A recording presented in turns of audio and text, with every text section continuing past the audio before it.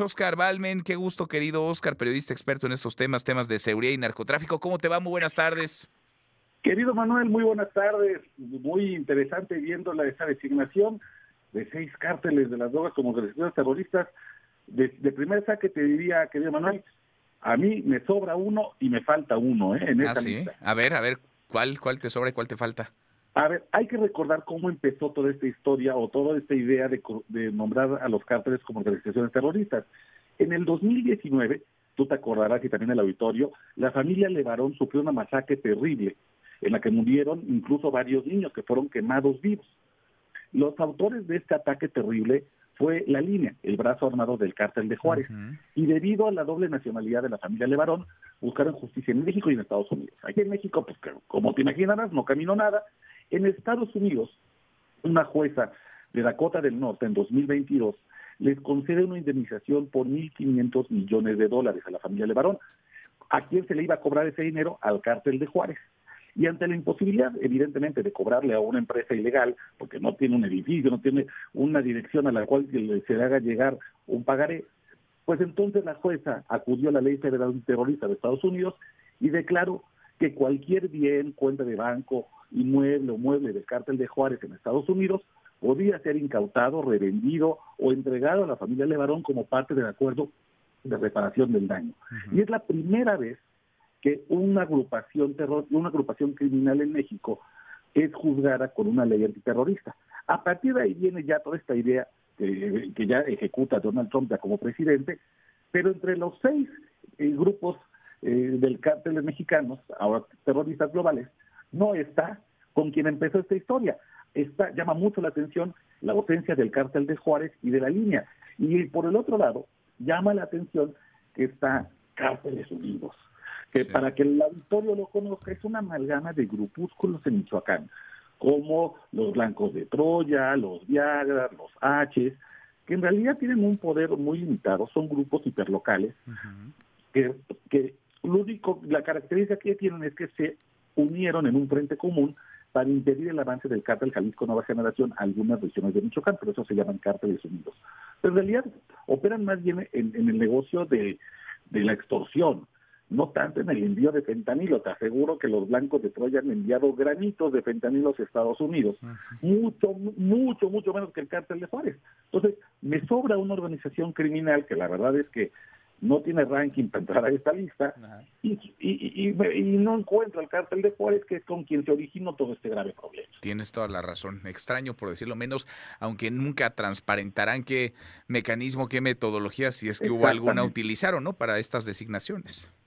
Exactamente. A mí justo me encantaría saber cuál fue el criterio para elaborar esta lista, porque sin duda te habla de una decisión que está tomada con información al menos incompleta, pero que además forma parte también de las consecuencias que ha hecho Donald Trump en los aparatos de seguridad.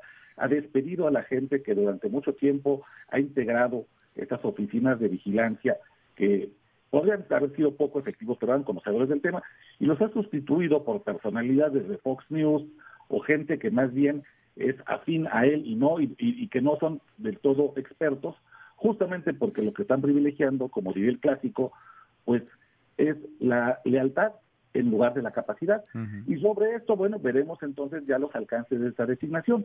Hasta el momento, por lo visto, se trata de un instrumento justamente financiero, una forma de buscar que los bienes de estos grupos criminales en Estados Unidos puedan servir para paliar los efectos del fentanilo.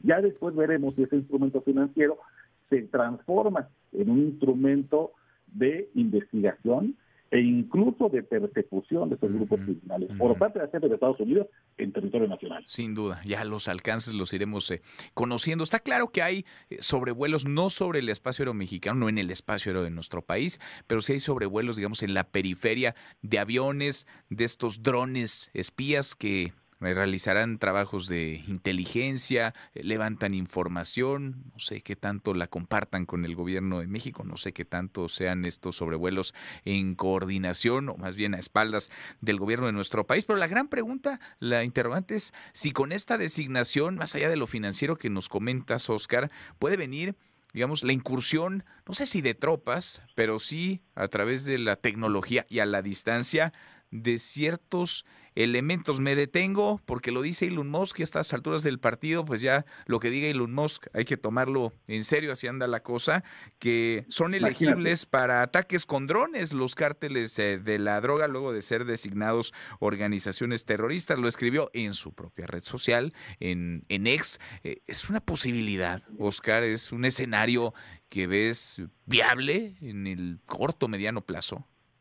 Ya, es un escenario en el sentido de que lo que diga Elon Musk es hoy prácticamente un equivalente a una bravata de Donald Trump. Y esos son los tiempos raros que nos toca vivir. Aquí si acaso hubiera una incursión por parte de agentes de Estados Unidos o militares, sería lo que se conoce en la milicia como la guerra remota.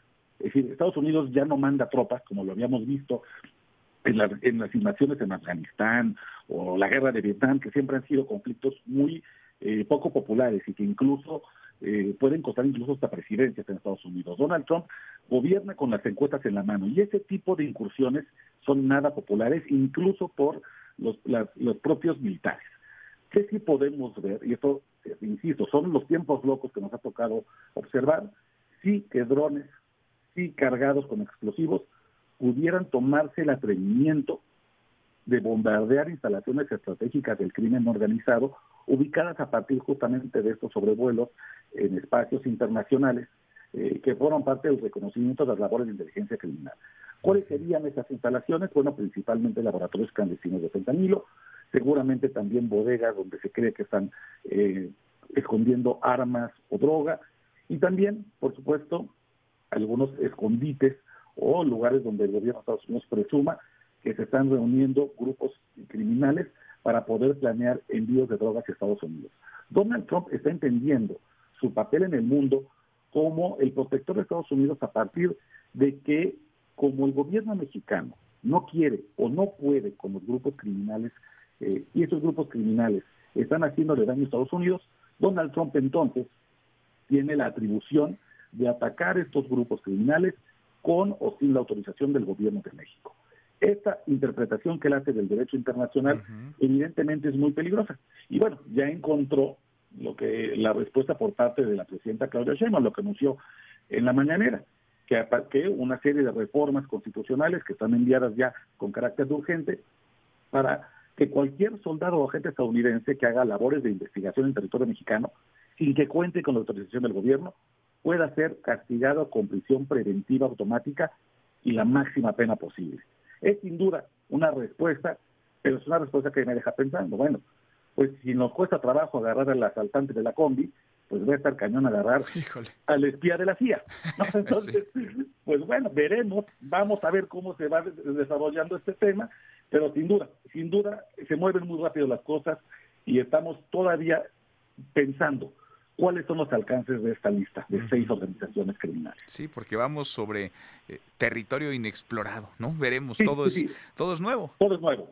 Todo es nuevo y todo está por explorar. Sin duda. Y súmale que está Donald Trump tomando las decisiones, cualquier cosa, lo que sea, puede esperarse. Nada tendría que sorprendernos demasiado. En fin, abrazo grande, gracias como siempre. Muchas gracias, Oscar.